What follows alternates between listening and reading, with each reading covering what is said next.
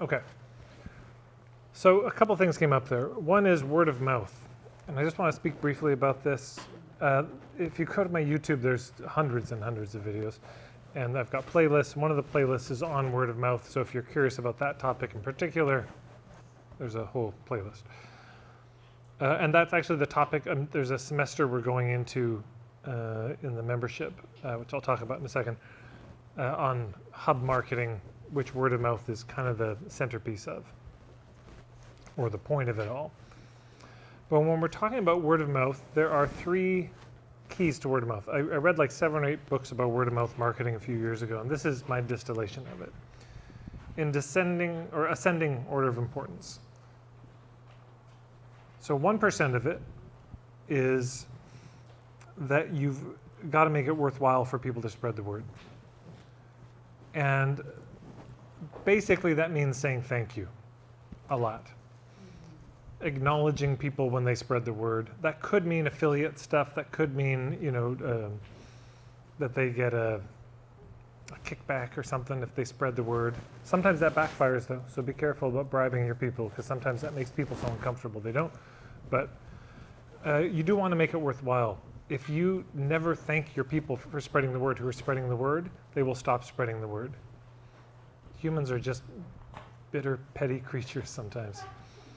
But you know how it is. If you spread the word, and they know that you brought them a lot of clients, for a fact you know that they're aware of all this, and they never say thank you, it's just like, no. So that's number 1. It's 1%, or number 3 of the 3. It's 1%, but still important. It's amazing what can happen if you have a dormant referral, like nobody's referring, and you just throw a party and thank everybody. The ones who did spread the word, even though they've stopped, thank you so much. Send them a gift, they suddenly start referring again. 9%, I made these statistics up. These are just out of my head. 9% is making it easy for people to spread the word. You've got to make it easy. It's amazing how hard people make it to spread the word about their business. You got no website, you got no social media, you got nothing. You're emailing me a PDF about your workshop saying, can you spread the word? It's like, you want me to print this and put it on a poster? Or put it on a poll? Like what the... here's the swipe copy. We call it, I've pre-written it for you. Here's an email you can send. Here's the Facebook post. I pre-wrote it for you. Here's an image you can use. Making it easy for them to spread the word. Or having regular events. Like, hey, on the first Thursday of every month, we do this event down at this bar. Come on down. The fact that it's regular makes it easier to spread the word about it. There's a lot of things that can go into making it easier. How about easy to spell URL? Makes it easier. I remember I was at a festival. My friend made this jewelry. It's kind of copper wire around, you see it a lot now, but he was one of the early ones, around a crystal, but he had it with like a little LED light. You flick a switch and it would glow. It was this glowing crystal jewelry. It looked really badass at a festival, especially like at, 1 a.m. You're high on certain substances that make colors more interesting. Anyways, so it got me comments when I wore it, which is what I want. That's like the island bee of jewelry, is people are saying, oh my God, that's beautiful. So I was getting all these comments, and so word of mouth is happening, right? Is the opportunity. They've asked about it. I have a chance to talk about it. And they say, oh, where'd you get it? My friend Dylan Toymaker. Oh, does he have a website? He does. What is it? It's electronic-ouroboros.com. Oh no. Electronic, that's easy. We know how to spell that. Dash, got it. Ouroboros. So really, it'd be like, how do you spell that? It's like O-R-U-O-U-R? Or no, we would do a toning circle for half an hour and walk away high. But this is the kind of thing so anyways, it just makes it very hard to spread the word. So easy, easy, easy. The easier it is to remember. I was talking with these folks, did a puttering session. So puttering sessions when I work one-on-one with people while I'm tidying my house. Lifestyle. Get paid to clean your house. It's never been cleaner. I cannot imagine my life without these things. But I was doing one, and these guys in England, and they do this kind of lomi massage, it's Hawaiian, very long, slow strokes, which is very relaxing. And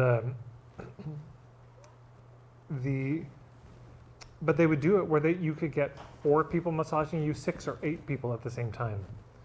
And they would coordinate it. And they said, we've worked on this for a while, and with certain kinds of music, and if you get the speed just right and you get enough people, they're like having an acid trip. It's a very psychedelic experience. And I said, oh, what's your website? He said, oh, it's stayintouch.earth. And I said, incorrect. He said, no, that's our website. I said, that's wrong. I know it's true, but it's incorrect. That is wrong.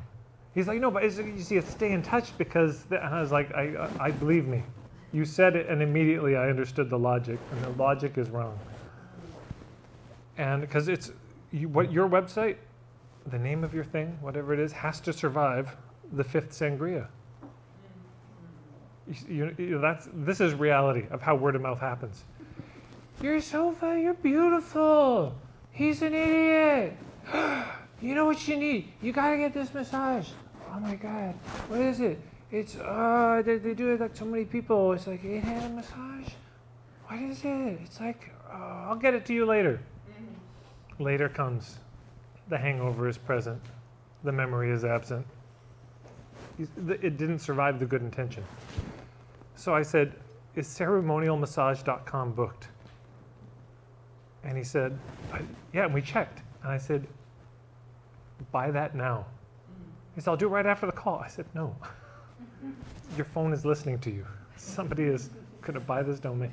Anyways, I just got an email a week ago. But it has to be easy to remember.